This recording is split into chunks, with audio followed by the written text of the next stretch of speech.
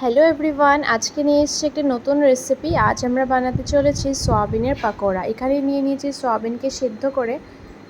এখানে আমরা সয়াবিনকে স্কুইজ করে নিয়েছি, আর সাথে নিয়ে নিয়েছি আলু সিদ্ধ, আর নিয়ে নিয়েছি কাঁঠাল বিচি সিদ্ধ, আর নিয়ে নিয়েছিলাম অল্প চিনিবাদাম। আর এখানে আমরা মৌরি আর লঙ্কা দিয়ে সয়াবিনকে প্রথম আমরা ভেজে নিচ্ছি, আর সাথে দিয়ে দিয়েছি কাঁঠাল বিচি আর সয়াবিনকে আমরা প্রথমে একসাথে ভেজে নিচ্ছি। আর এখানে দিয়ে দিলাম পরিমাণ মতো নুন, আর পরিমাণ মতো হলুদ গুঁড়ো, আর সাথে অল্প দিয়ে দিব লঙ্কার গুঁড়ো। এগুলো দিয়ে আমরা ভালো করে আগে সয়াবিন আর কাঁঠাল বিচিকে ভালো করে ফ্রাই করে নেব। আর অল্প দিয়ে দিয়েছিলাম কিচেন কিং মশলা।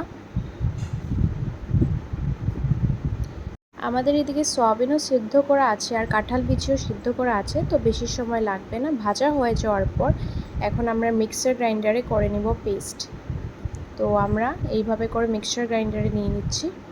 পেস্ট হয়ে যাওয়ার পর এখন আমরা পকোড়া বানানোর জন্য যা যা লাগবে আমরা দিয়ে দিচ্ছি।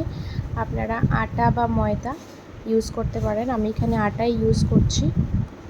আর সাথে আমরা নিয়ে নিচ্ছি অল্প গোলমরিচের গুঁড়ো দিয়ে ভালো করে আটা দিয়ে মেখে নিচ্ছি আমাদের পকোড়ার ডোটা। তো এইভাবে অল্প জল দিয়ে মেখে নিচ্ছি। মাখার পর দেখতে এরকম লাগবে, আর আমরা এখন একটা শেপ দিয়ে দিব। তো আমি দিয়ে দিচ্ছি এখানে ওভেল শেপ। তো আমি পকোড়ার জন্য ওভেল শেপ দিয়ে দিচ্ছি। আপনাদের যে শেপই পছন্দ আপনারা দিতে পারেন। তো এইভাবে করে আমাদের পকোড়ার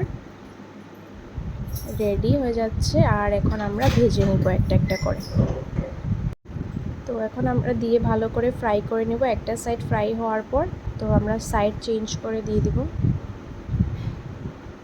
তো এই ভাজা হতে বেশি সময় লাগবে না, 4 to 5 মিনিটসই লাগবে।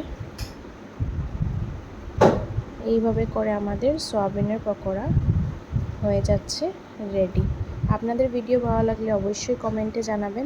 আমাদের চ্যানেলে প্রথমবার আসলে অবশ্যই সাবস্ক্রাইব করে দিবেন, তাহলে আমাদের আরও ভিডিও আপনাদের কাছে আসতে থাকবে। দেখা হচ্ছে নেক্সট আরেকটা রেসিপি ভিডিও নিয়ে। টাটা।